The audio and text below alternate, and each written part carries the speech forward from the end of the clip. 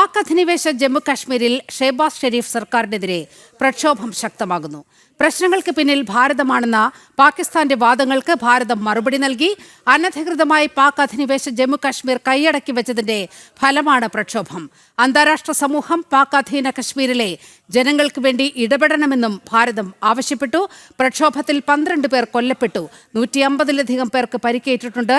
വിവരങ്ങളുമായി എസ് ശ്രീകാന്ത് ചേരുന്നുണ്ട്. ശ്രീകാന്ത്, ഇപ്പോൾ എന്താണ് അവിടുത്തെ സ്ഥിതി? മാത്രവുമല്ല, ഭാരതം അന്താരാഷ്ട്ര സമൂഹം ഈ വിഷയത്തിൽ ഇടപെടണം എന്ന ആവശ്യവും മുന്നോട്ട് വച്ചിരിക്കുന്ന സാഹചര്യം. ശ്രീകാന്ത്, ഈ പ്രക്ഷോഭം അവിടെ തുടങ്ങി ഇത്രയും ദിവസം ഭാരതത്തിന്റെ ഭാഗത്തു നിന്നും കാര്യമായ പ്രതികരണം ഉണ്ടായിരുന്നില്ല. പക്ഷേ പ്രതീക്ഷിച്ചിരുന്നതാണ് ഇങ്ങനെയൊരു പ്രതികരണം ഉണ്ടാകും എന്നുള്ളത്. അതെന്തായാലും ഇപ്പോൾ ഭാരതത്തിന്റെ ഭാഗത്തുനിന്നും പ്രതികരണം വന്നിരിക്കുന്നു.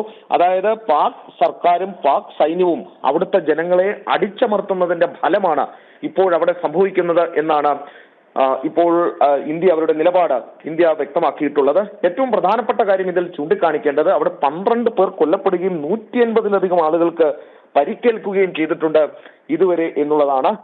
ഇപ്പോഴും ഈ അടിച്ചമർത്തൽ നടപടികൾ അവിടെ തുറന്നുകൊണ്ടിരിക്കുകയാണ്.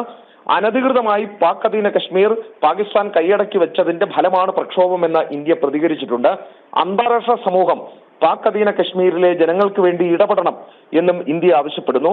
പാക് അധീന കശ്മീരിലെ പ്രശ്നങ്ങൾക്ക് പിന്നിൽ ഇന്ത്യയാണെന്ന പാക് ഭരണകൂടത്തിന്റെ ആരോപണം ഇന്ത്യ നിഷേധിച്ചിട്ടുണ്ട്.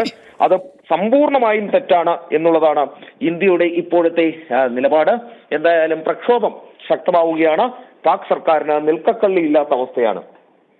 ഓക്കെ ശ്രീകാന്ത്.